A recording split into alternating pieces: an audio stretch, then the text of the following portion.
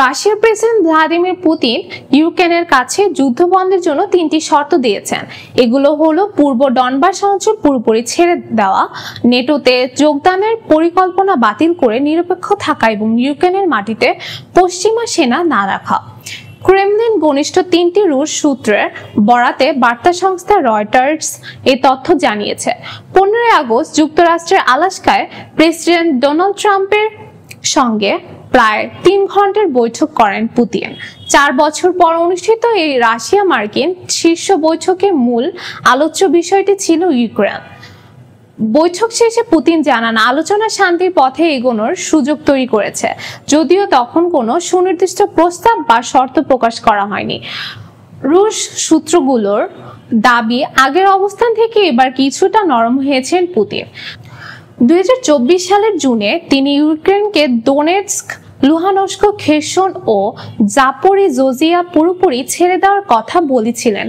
তবে নতুন প্রস্তাবে কেবল ডনবাসের ইউক্রেন নিয়ন্ত্রিত অংশ ছেড়ে দেওয়ার শর্ত দিচ্ছেন। এর বিনিময়ে খেরসন ও জাপোরিজোজিয়ার বর্তমান যুদ্ধরেখায় রুশ সেনাদের থামিয়ে রাখার ইঙ্গিত দিয়েছেন। বর্তমানে রাশিয়া ডনবাসের প্রায় 88% এবং খেরসন জাপোরিজোজিয়ার প্রায় 73% নিয়ন্ত্রণে রেখেছে। তবে সম্ভাব্য সমঝোতার অংশ হিসেবে কিছু দখলকৃত এলাকা ছেড়ে দেওয়ার কথাও বিবেচনা করছে মস্কো। যদিও পুতিনের অন্যান্য পুরনো শর্তগুলো বহাল রয়েছে, এর মধ্যে রয়েছে ইউক্রেন কখনো নেটোতে যোগ দিতে পারবে না, পশ্চিমে জোট করে পূর্ব দিকে বিস্তৃত হবে না, ইউক্রেনের সেনাবাহিনী সীমিত থাকবে এবং কোনো বিদেশি শান্তিরক্ষী বাহিনী দেশটিতে অবস্থান করতে পারবে না। কিয়েভ অবশ্য এসব শর্ত প্রত্যাখ্যান করেছে। প্রেসিডেন্ট ভলোদিমির জেলেনস্কি স্পষ্ট করে বলেছেন, আন্তর্জাতিকভাবে স্বীকৃত ভূখণ্ড ছেড়ে দেওয়ার প্রশ্নই ওঠে না। ডনবাসকে তিনি ইউক্রেনের প্রতিরক্ষার মূল দুর্গ হিসেবে আখ্যা দিয়ে বলেছেন, পূর্ব থেকে সরে আসা মানে আমাদের অস্তিত্বের পথ বন্ধ করা। এছাড়া নেটো সদস্য পদ ইউক্রেনের সংবিধানে নির্ধারিত কৌশলগত লক্ষ্য বলেও উল্লেখ করেছেন তিনি। এদিকে যুক্তরাষ্ট্র ভিত্তিক থিঙ্ক ট্যাঙ্কের নীতি বিশ্লেষক শ্যামল চার্জাক মনে করেন, ডনবাস ছেড়ে দেওয়ার মতো দাবি ইউক্রেনের কাছে রাজনৈতিক ও কৌশলগতভাবে একেবারেই অগ্রহণযোগ্য। তার মতে এমন শর্তে শান্তির প্রস্তাব দেওয়া আসলে ট্রাম্পের রাজনৈতিক প্রদর্শনীর অংশ হতে পারে, বাস্তব কোনো সমঝোতার নয়। তবে রুশ সূত্রগুলো বলছে, আলাস্কার বৈঠক শান্তি প্রতিষ্ঠার সবচেয়ে বড় সুযোগ তৈরি করেছে। তাদের ভাষায় পুতিন আপোষ করতে প্রস্তুত, এই বার্তায় তিনি ট্রাম্পকে দিয়েছেন। ট্রাম্পও জানিয়েছেন তিনি ইউক্রেন ও রাশিয়ার নেতাদের সরাসরি বৈঠকে বসাতে চান। ভবিষ্যতে যুক্তরাষ্ট্রকে নিয়ে ত্রিপক্ষীয় বৈঠক আয়োজনের পরিকল্পনাও রয়েছে তার। যদিও যুক্তরাজ্য, ফ্রান্স ও জার্মানির নেতারা পুতিন সত্যি শান্তি চান কিনা সে বিষয়ে সন্দেহ প্রকাশ করেছেন। বিশ্বের সবচেয়ে বয়স্ক ব্যক্তি ব্রিটিশ নারী এথেল ক্যাটারহাম 116তম জন্মদিন উদযাপন করেছেন। 1909 সালের 21 আগস্ট জন্ম নেওয়া এই শতায়ু নারী বৃহস্পতিবার দক্ষিণ ইংল্যান্ডের সারে অঞ্চলের এক বৃদ্ধাশ্রমে পরিবারের সদস্যদের সঙ্গে জন্মদিন পালন করেন। ব্রাজিলের ইনা কানাবারোর মৃত্যুর পর যুক্তরাষ্ট্রভিত্তিক গবেষণা সংস্থা জেরন্টলজিক্যাল রিসার্চ গ্রুপ এথেলকে বিশ্বের সবচেয়ে বয়স্ক জীবিত ব্যক্তি হিসেবে ঘোষণা করে। তবে ইতিহাসের সর্বোচ্চ বয়সের রেকর্ড এখনো ফরাসি নারী জিন কেলম্যান্টের দখলে, যিনি 122 বছর বয়সে মৃত্যুবরণ করেন। দীর্ঘায়ুর রহস্য জানতে চাইলে এথেল ক্যাটারহাম বলেন, আমি কারোর সঙ্গে ঝগড়া করি না, শুধু শুনি এবং নিজের মতো কাজ করি। তিনি প্রায় 100 বছর বয়স পর্যন্ত নিজে গাড়ি চালাতেন এবং এখনো ব্রিজ খেলান। এমনকি 2020 সালে 110 বছর বয়স করোনা ভাইরাসে আক্রান্ত হলেও সুস্থ হয়ে ওঠেন। তার 2 মেয়ে ও স্বামী মারা গেল, তিনি এখনো জীবিত। আছে 3 নাতি নাতনি ও 5 প্রপৌত্র প্রপৌত্রী।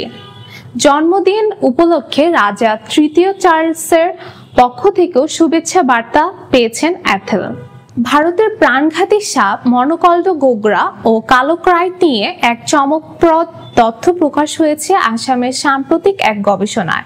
এতে দেখা গেছে এই প্রজাতির সাপগুলো মৃত্যুর পরও বিষ ছড়াতে সক্ষম, অর্থাৎ সাপটি মারা যাওয়ার ঘণ্টাখানেক পরেও যদি কেউ তার মুখ বা মাথায় চাপ দেয় বা অসাবধানতা বশত ছুঁয়ে ফেলে, তাহলে সেটি কামড় দিতে পারে এবং সেই কামড়ে বিষও প্রবেশ করতে পারে। গবেষণাটি পরিচালনা করেছেন আসামের গবেষক সুস্মিতা ঠাকুরের নেতৃত্বে একটি দল। তাদের গবেষণায় 3টি বাস্তব ঘটনার বিশ্লেষণ তুলে ধরা হয়, যার মধ্যে 2টি ছিল মনোকল্ডো গোগরার ও একটি কালো ক্রাইটের। দেখা গেছে মৃত বা মৃত ভেবে ফেলে রাখা সাপ কামড় দিয়ে মারাত্মক স্বাস্থ্য ঝুঁকি তৈরি করে। রোগীকে হাসপাতালে ভর্তি হয়ে অ্যান্টিভেনম ও নিবিড় চিকিৎসা নিতে হয়। বিষদাঁত ও বিষ গ্রন্থির বিশেষ গঠন ও মৃত্যুর পরেও স্নায়বিক কিছু প্রতিক্রিয়া সক্রিয় থাকায় এই সাপগুলো বিষ ছড়াতে সক্ষম বলে গবেষকরা জানান। এই গবেষণা থেকে স্পষ্ট হয়ে উঠেছে যে মৃত সাপকেও একেবারে নিরাপদ মনে করা উচিত নয়, তাই সাপ মারার পরও যথেষ্ট সাবধানতা অবলম্বন করা জরুরি। বিশেষ করে তার মাথা ও মুখের অংশ এড়িয়ে চলা উচিত। গবেষণাটি প্রকাশিত হয়েছে আন্তর্জাতিক এক বিজ্ঞান জার্নালে। কেন বাড়ছে প্রাণঘাতী ডেঙ্গুর প্রকোপ? গবেষণায় নতুন তথ্য। ডেঙ্গু প্রাদুর্ভাবের সঙ্গে জলবায়ু পরিবর্তনের সরাসরি সম্পর্ক পেয়েছেন গবেষকরা।